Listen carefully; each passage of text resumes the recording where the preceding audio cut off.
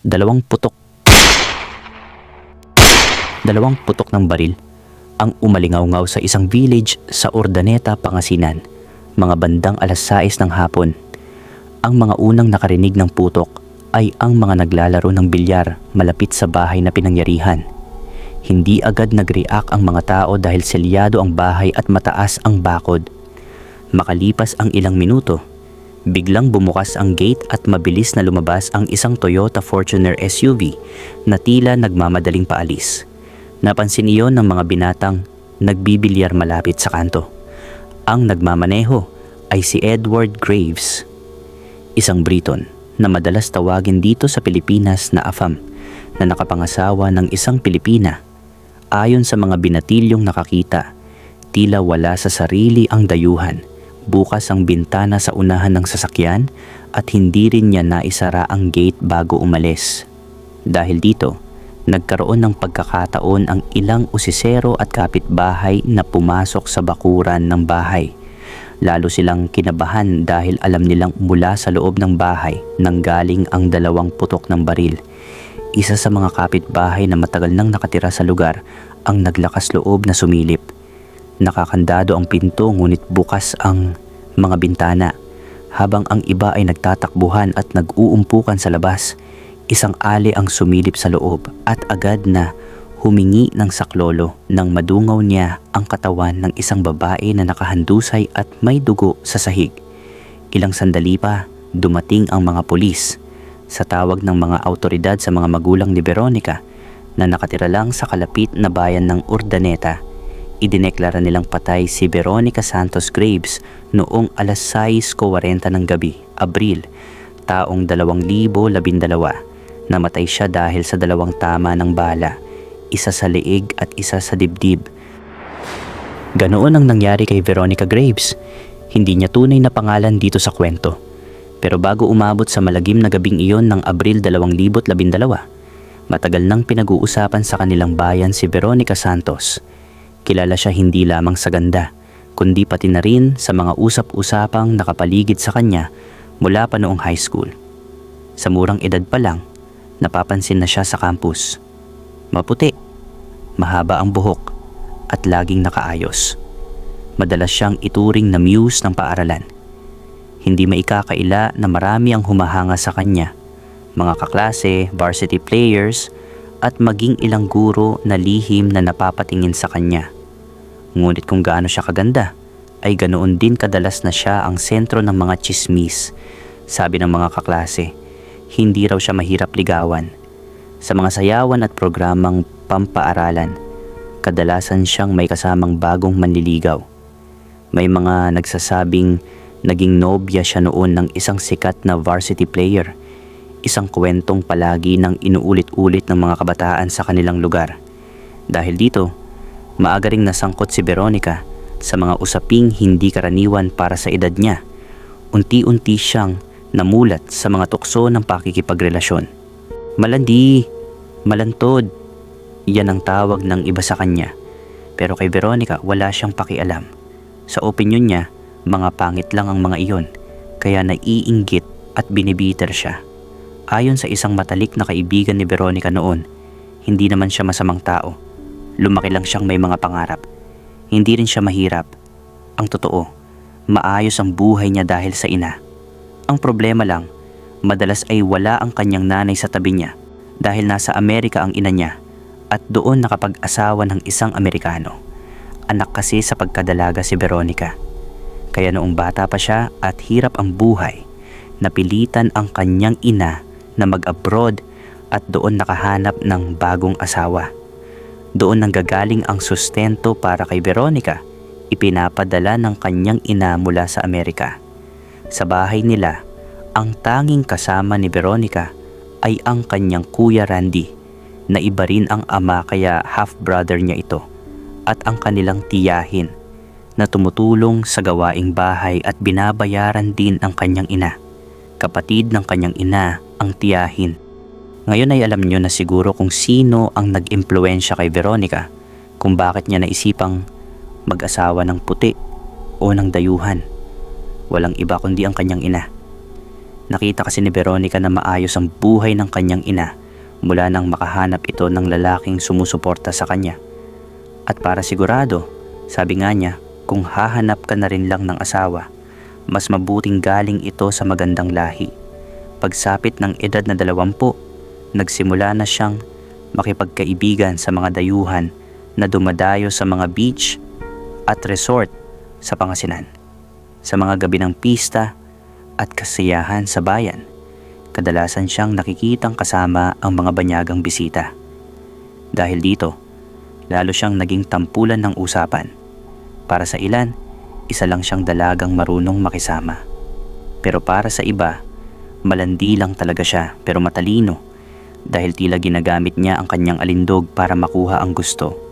Taong 2007 nang makilala ni Veronica si Edward Graves, isang Briton na madalas nasa Urdaneta dahil sa negosyo. Sa unang tingin pa lang, halata na agad ang paghanga ni Edward sa kanya. Naging mabilis ang kanilang relasyon. Madalas silang magkasama sa mga restaurant. At makalipas lamang ang mahigit 1 taon ay nagpakasal nga sila. Sa mga litrato nila, makikitang masaya at tila walang problema ang mag-asawa. Magkasama sila sa mga biyahe, magkahawak kamay at nakangiti sa harap ng kamera. Ngunit ayon sa ilang malalapit na kaibigan, hindi naging ganoon kadali ang kanilang pagsasama. Madalas daw silang magtalo tungkol sa pera at sa mga nakaraan ni Veronica bago sila magkakilala. May mga pagkakataong lumalabas ang matinding selos ni Edward, lalo na tuwing may mababanggit tungkol sa mga dating naging karelasyon ni Veronica. Makalipas ang 2 taon mula nang ikasal sina Veronica at Edward Graves, ipinanganak ang kanilang unang anak, isang batang babae na pinangalanan nilang Sofia. Maganda at maputi ang bata, mana sa ama, ngunit may mga mata at ngiti na hango kay Veronica. Sa mga unang buwan tila maayos at masaya ang lahat. Ngunit habang lumalaki si Sofia, unti-unti nang lumitaw ang mga bitak sa relasyon ng mag-asawa. Dahil abala si Edward sa negosyo, kadalasan ay umaabot ng ilang linggo sa Maynila o sa mga meeting sa ibang bansa. Madalas naiiwan si Veronica sa malaking bahay nila sa Pangasinan. Sa halip na mag-focus sa pagpapalaki ng anak, mas madalas itong abala sa mga social gathering, spa, at kung minsan ay pagbisita sa mga kaibigang matagal na niyang hindi nakita. Dahil dito, halos lumaki si Sofia sa piling ng kapatid na lalaki ni Veronica, si Randy, na nakatira sa kabilang bayan. Dahil walang asawa si Randy at may maliit na tindahan, siya ang kadalasang naiwanang nag-aalaga sa bata. May kasama ring matandang tiyahin ang kapatid ng ina ni Veronica na siyang tumutulong kay Randy sa pag-aalaga sa bata.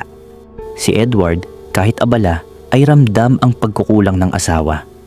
May mga pagkakataong umuuwi siya mula sa mahabang biyahe, umaasang makikita ang asawa kasama ang kanilang anak.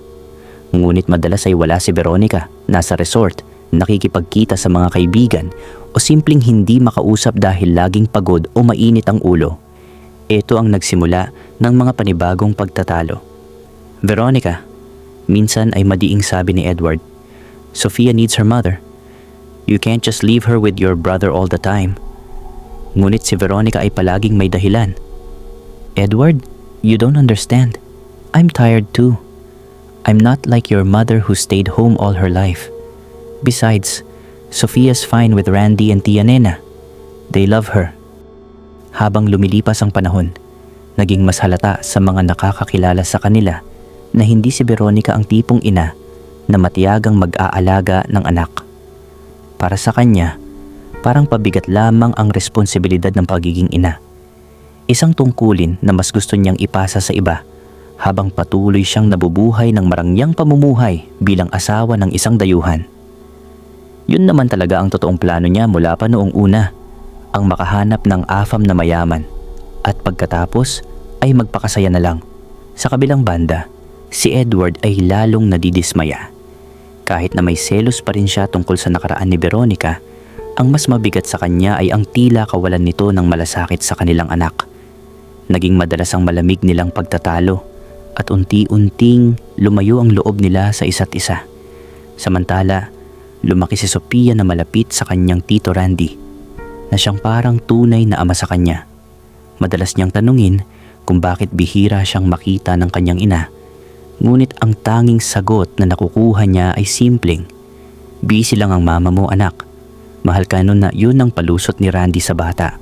Samantala, sa bahay naman nila Veronica, hapon na at papadilim na nang bumalik si Edward mula sa biyahe sa Maynila. Tahimik siyang pumasok sa kanilang bakuran, dala ang pagod sa biyahe at mabigat na isip. Wala siyang kasabay. Pinili niyang umuwi nang hindi nagpapaalam kay Veronica. Gusto lang niyang sorpresahin ito at makita ang asawa at anak. Habang naglalakad patungo sa likod ng bahay, napatigil siya nang may narinig na mahina pero pamilyar na tawa sa may kalsadang malapit sa lumang bilyaran. Napakunot ang kanyang noo at tumingin sa direksyon ng pinagmumulan ng ingay. May nakita siyang tricycle na dahan-dahang huminto sa gilid ng kalsada. Mula rito ay bumaba si Veronica. Nakita ni Edward ang paraan ng pagyuko nito habang inaabot ang kamay ng lalaking naghatid. Isang lalaki na agad niyang nakilala. Si Arnel, ang madalas na nakikitang kasama ng kanyang asawa nitong mga nakaraang buwan. Naninikip ang dibdib ni Edward sa nakita niya. Sa kanyang tangkad at posisyon sa may lilim ng bakod, malinaw niyang natanaw ang sumunod na tagpo. Bago tuluyang bumaba si Veronica, sandaling nagtagpo ang mga mata nito at ni Arnel. Pagkababa ni Veronica, hindi ito dumiretso pa uwi. Nakatayo siya sa gilid ng kalsada habang si Arnel ay nanatiling nakaupo sa tricycle. Parang ayaw pang maghiwalay ng dalawa. Ilang saglit pa, bahagyang yumuko si Arnel mula sa tricycle at si Veronica naman ay bahagyang tumuwad paharap. At doon mismo, nakita ni Edward ang isang mabilis pero malinaw na halik sa labi ng dalawa. Napakapit si Edward sa bakal na poste ng bakod. Pakiramdam niya ay parang binuhusan siya ng malamig na tubig. Nang makaalis ang tricycle ni Arnel, lumingon-lingon pa si Veronica bago naglakad pa uwi, parang walang nangyari. Ngunit sa likod ng mga dahon at anino ng bakod, nakamasid si Edward na nananahimik. Ngunit sa kanyang dibdib ay kumukulo ang selos at galit. Tahimik ang bahay nang makapasok si Veronica. Pagpasok niya sa sala, iniabot ang bag sa sofa at walang kamalay-malay na may mga matang nakamasid mula sa dilim. Sa sulok ng sala, nakaupo si Edward tila estatwa. Matalim ang tingin na parang naghihintay ng matagal na oras para sa pagharap na ito. Napatigil si Veronica nang makita ang asawa. "Edward, ang aga mo," sabi niya. Pilit na ngumiti ngunit may halatang kaba sa kanyang tinig. Hindi sumagot si Edward. Dahan-dahan siyang tumayo at ramdam ni Veronica ang bigat ng hangin sa pagitan nila. "Where have you been?" tanong ni Edward, mababa ngunit mariin ang boses. "Sa bayan lang. Nag-grocery?" Mabilis na sagot ni Veronica, iwas sa tingin. Umiling si Edward, hindi naniniwala. "Stop lying, Veronica. I saw you. I saw the way you kissed him." Natigilan si Veronica. Saglit na napatitig sa asawa bago muling nagsalita. "Edward, you're overreacting. He's just what?" Sigaw ni Edward. Halos mabasag ang katahimikan ng buong bahay. "Just a friend? A friend doesn't kiss a married woman on the lips, Veronica." Lumapit si Edward. Mariin ang mga kamao at ang mga matay namumula sa galit. "I gave you everything. I gave you a home, a better life. And this is how you repay me?" Bahagyang umatras si Veronica, nanginginig pero pilit na matapang ang mukha. "I didn't ask for your money, Edward. I wanted a life. I'm not your slave. Arnel, he makes me feel alive. You never understand me." Parang tinusok ang puso ni Edward ng mga salitang yon. Sandaling natahimik ang lalaki at mula sa bulsa ng kanyang jacket, dahan-dahan niyang inilabas ang isang baril. Nanlaki ang mga mata ni Veronica. "Edward, please, huwag kang magpabaya. Ibaba mo yan." Pakiusap na ni Veronica. "After everything, after Sofia, this is what you do to us." Bulong ni Edward, halos hindi marinig pero puno ng puot. Gustong lumapit ni Veronica para pigilan siya ngunit tila napako siya sa kinatatayuan. Mabilis ang tibok ng puso niya At nang nakalapit ito ng isang hakbang, ay saka umalingaw-ngaw ang unang putok. Tumama ang bala sa leeg ni Veronica. Napaatras siya, napahawak sa sugat habang unti-unting napaluhod. "Edward, please." Halos hindi marinig na pakiusap ng babae habang umaagos ang dugo mula sa kanyang leeg.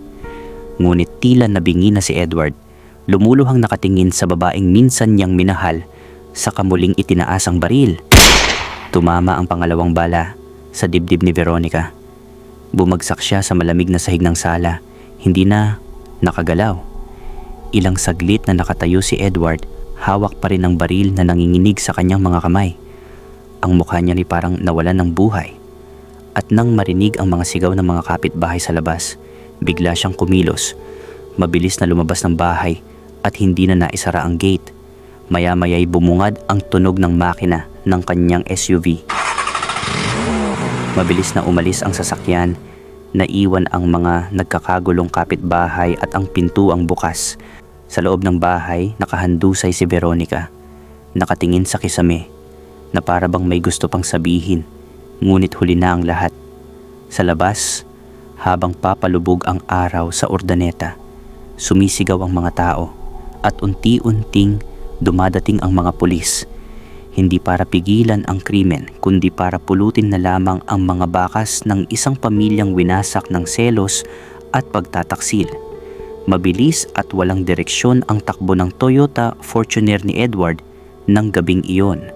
Hindi niya alam kung saan tutungo. Tanging ang kagustuhan lamang na makalayo sa lugar ng krimen ang nagtutulak sa kanya. Bandang hating gabi, nakarating siya sa Clark Freeport Zone sa Pampanga, kung saan may matagal na siyang kakilala, si Martin Collins, isang kapwa Briton na may negosyo ng maliit na sports bar sa Angeles City. Pagkarating doon, agad siyang tinanggap ni Martin. Basang-basa ng pawis, naupo si Edward sa sofa ng maliit na apartment na nasa itaas ng bar. Makalipas ang ilang sandali, mahina niyang sinabi, "I lost it, Martin. I shot her. I didn't mean to, but I did." Tahimik si Martin, hindi makapagsalita. Kilala niya si Edward bilang isang disente at seryosong tao. Ngunit ngayong nakikita niya ito, halatang wasak na ang pagkatao. Sa mga sumunod na araw, tinulungan ni Martin si Edward na magtago. Hindi siya itinuro sa mga awtoridad, ngunit hindi rin siya pumayag na tumakas sila palabas ng bansa. "Think about Sofia," mariing sabi ni Martin. "You can't run forever. She needs you to face this, not to hide." Sa mga gabing iyon, halos hindi makatulog si Edward. Lagi niyang naiisip ang anak. Sa isip niya'y paulit-ulit na lumilitaw ang tanong, kung tatakas ako, hindi ko na makikita si Sofia? Makalipas ang 4 na araw ng pagtatago sa Clark, maagang nagising si Edward at kinausap si Martin habang hawak ang kanyang pasaporte at ang baril na ginamit niya. "I can't do this anymore. I can't hide. I need to surrender." For Sofia, personal siyang inihatid ni Martin sa kampo ng Philippine National Police sa Angeles City. Tahimik niyang inabot ang baril at pasaporte. At sa mababang tinig ay sinabi, "I accept what I've done. I just want to see my daughter before it's too late." Mga huling salita niya. Sa sumunod na investigasyon, muling nabuhay ang mga lumang kwento. Si Arnel, ang nakilalang ikatlong tao sa relasyon ng mag-asawa, ay hindi isang estranghero. Siya pala ang unang kasintahan ni Veronica noong high school. Isang sikat na varsity player sa basketball na minsang pinangarap ng dalaga bago siya napasa ilalim sa pangarap ng ina na makapangasawa ng dayuhan. Dahil dito, malinaw ang motibo ng selos at galit na nagtulak kay Edward sa trahedya. Noong Mayo 2012, sinimulan ang paglilitis kay Edward sa Regional Trial Court sa Pangasinan.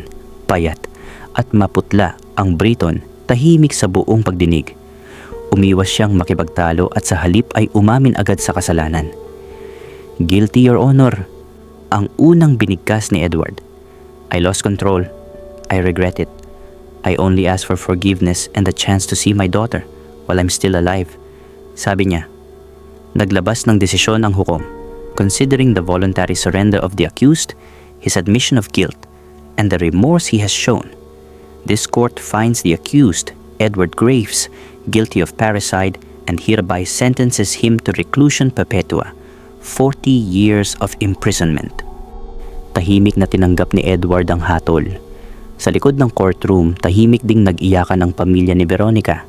Dahil sa pagkakakulong ni Edward at pagkamatay ni Veronica, napagpasyahan ng korte na ibigay ang kustudiya ng batang si Sofia kay Randy.